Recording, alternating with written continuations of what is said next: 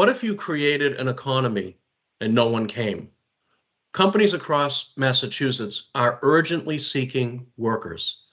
Consider Takeda, the state's largest life science employer, which is actively working to fill more than 500 positions at all skill levels and locations in Massachusetts, and not just jobs for researchers and scientists.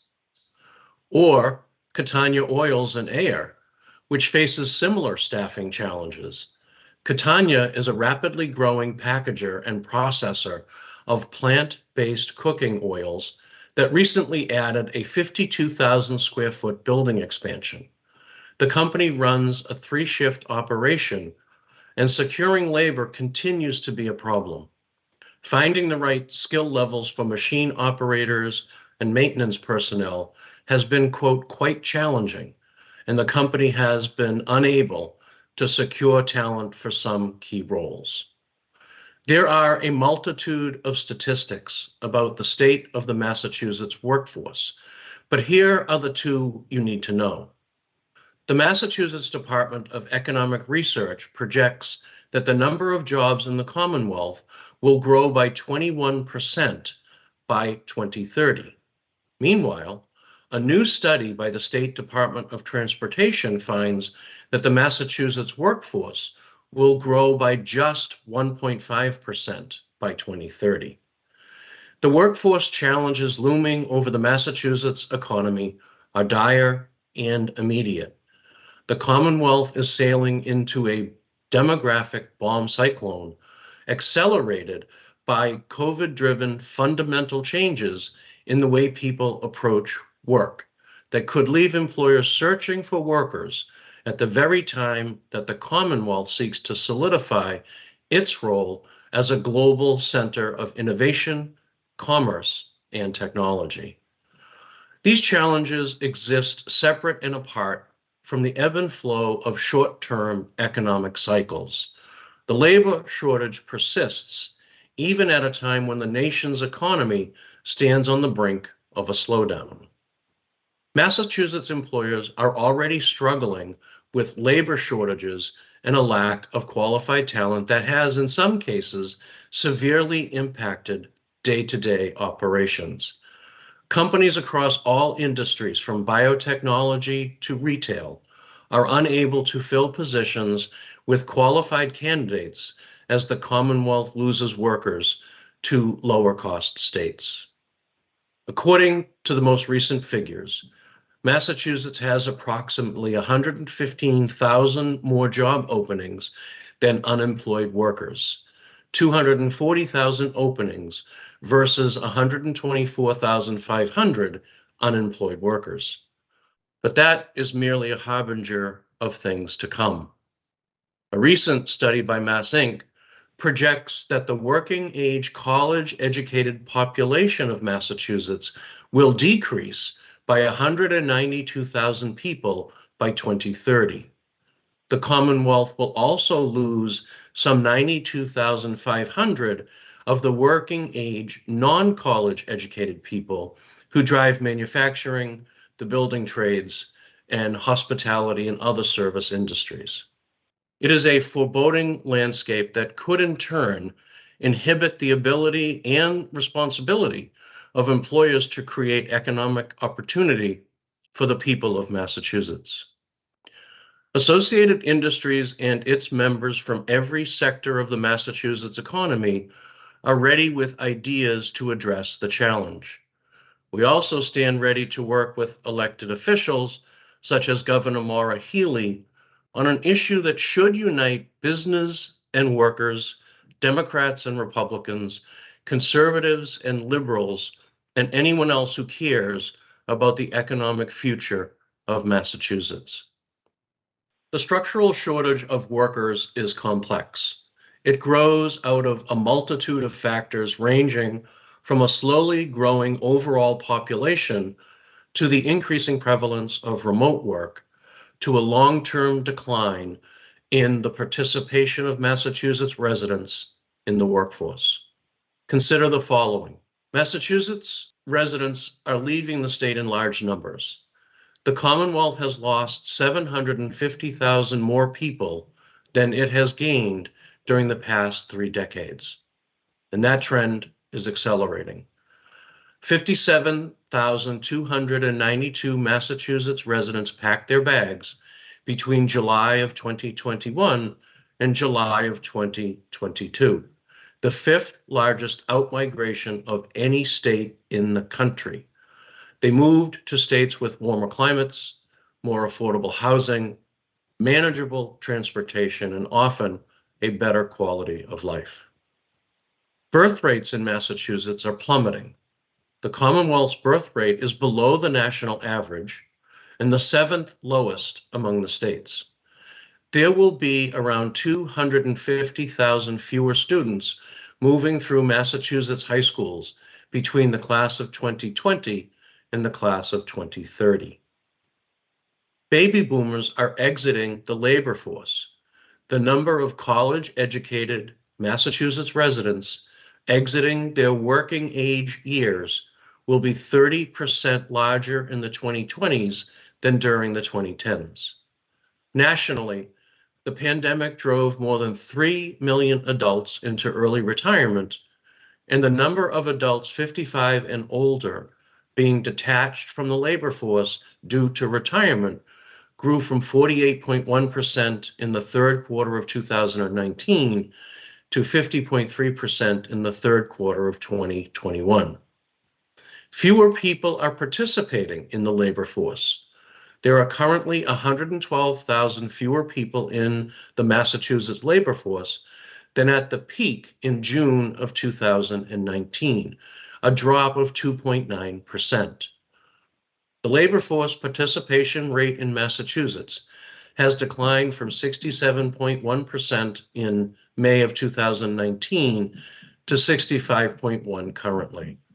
The Commonwealth maintains only the 13th highest rate of residents aged 16 and older who are employed or actively looking for work. Women are participating in the labor force at the lowest rate since the 1970s. In the spring of 2020, 3.5 million mothers left their jobs, driving the labor force participation rate for working moms from around 70% to 55%. This number is improving, but it has not fully rebounded. Some industries face unique workforce challenges over and above those in the general economy. In healthcare, for example, the Massachusetts Health and Hospital Association reports that nearly 19,000 acute care hospital positions were vacant across practice areas including behavioral health, technicians, laboratory personnel, and clinical support staff. But demographics do not tell the whole story. Workers in the post-COVID world are making different choices, many based on improving their quality of life. If workers and employers face skyrocketing housing, energy, and healthcare costs, on top of transportation challenges and the lack of child care and elder care support, they will begin to look to new locations to work and to raise a family. These challenges have escalated now that remote work has allowed sought-after skilled workers in the technology, biosciences, and service areas to work for Massachusetts companies while living in lower-cost areas. The once symbiotic connection between knowledge-driven industries and the workers who built sophisticated and culturally diverse communities around them is no longer something that we can take for granted. Employees are also starting to ask very human questions about the work that they perform. Why am I doing this? Am I risking my health for a job that requires constant contact with the public? What is a job for? How can we do it better?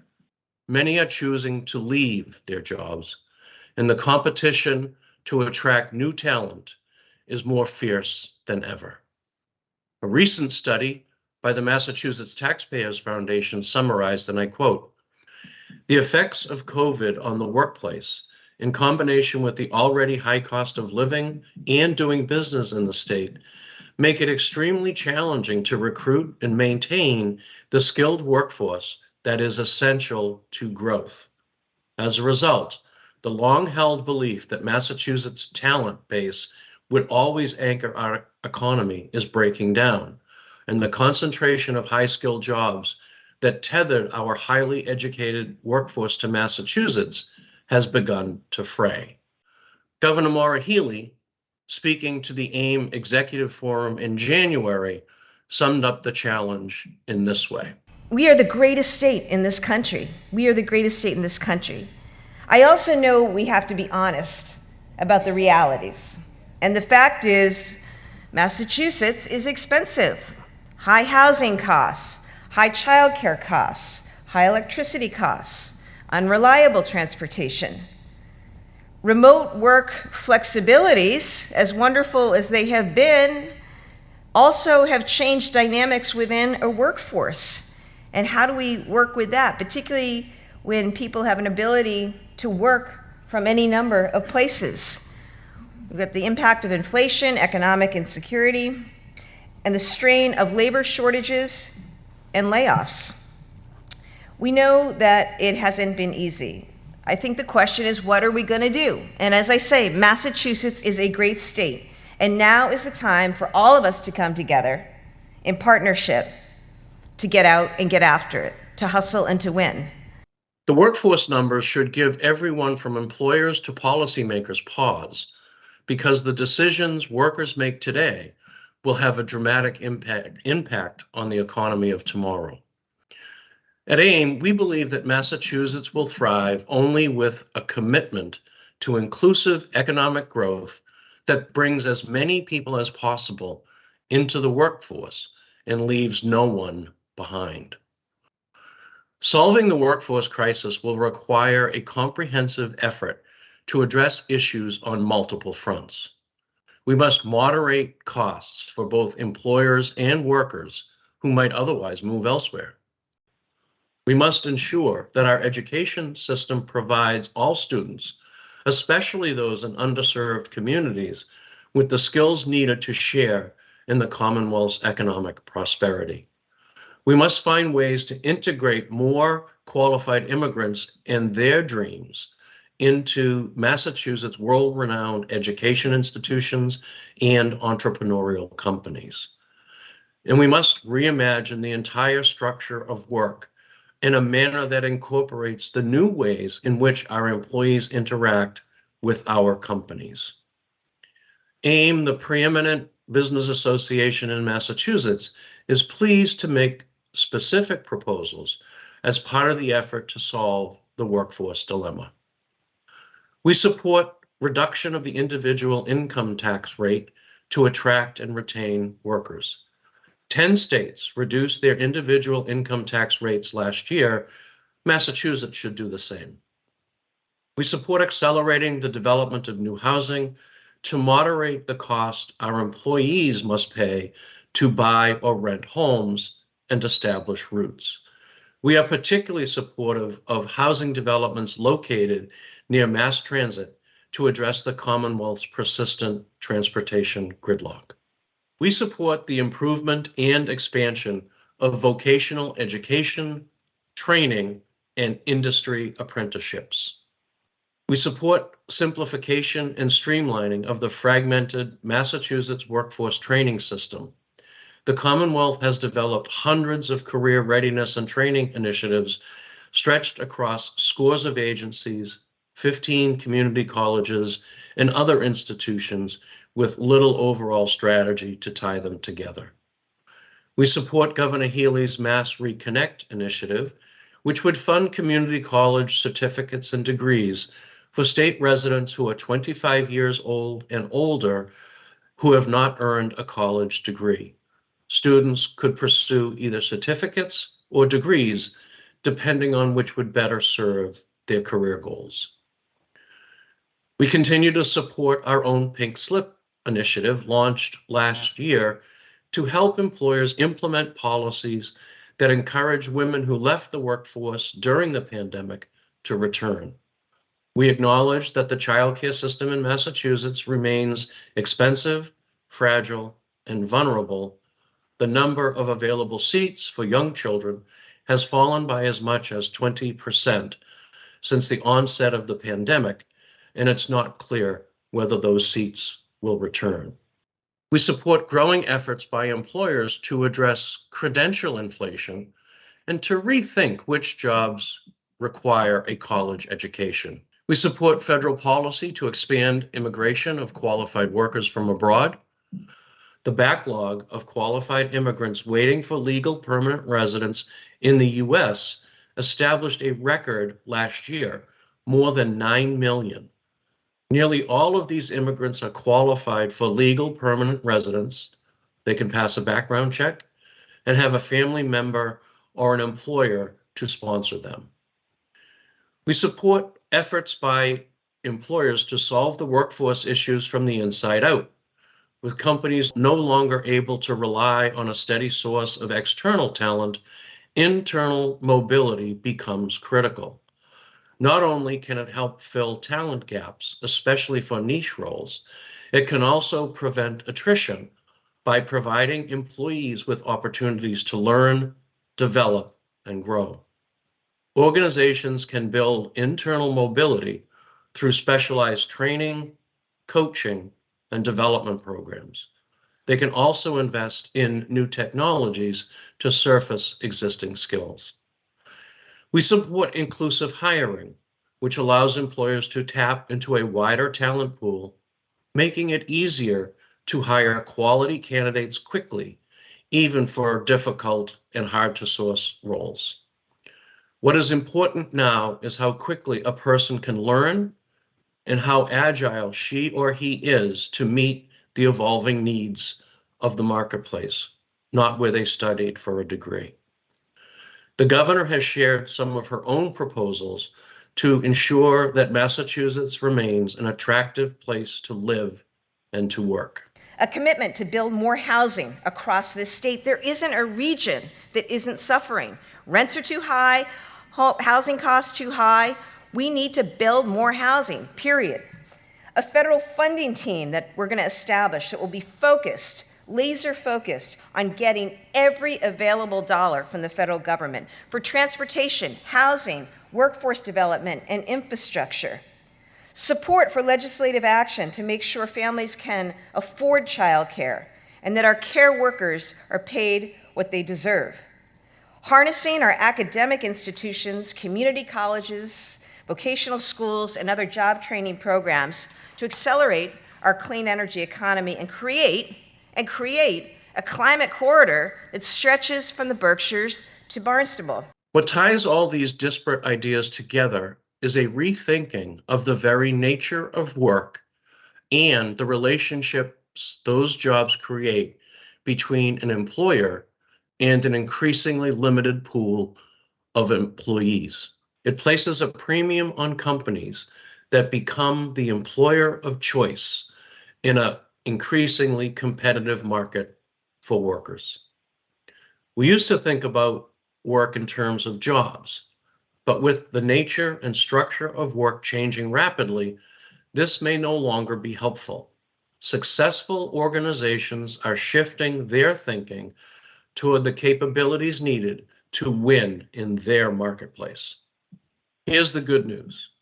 Massachusetts is filled with successful organizations. The Commonwealth's employer community has a long history of innovation, toughness, and perseverance that has carried us through similar challenges in the past and will enable us to meet the moment on the workforce as well.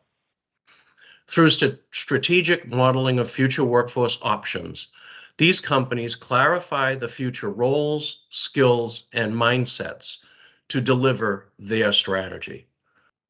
They then focus on sourcing and developing these through reskilling, upskilling, recruitment, or drawing on the wider gig economy of flexible workers.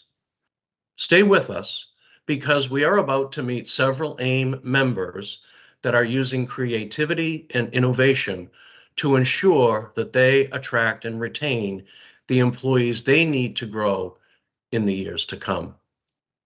In the meantime, AIM looks forward to working with others who have their own good ideas on how to address this issue. But one thing is certain, there is no time to lose. Thank you.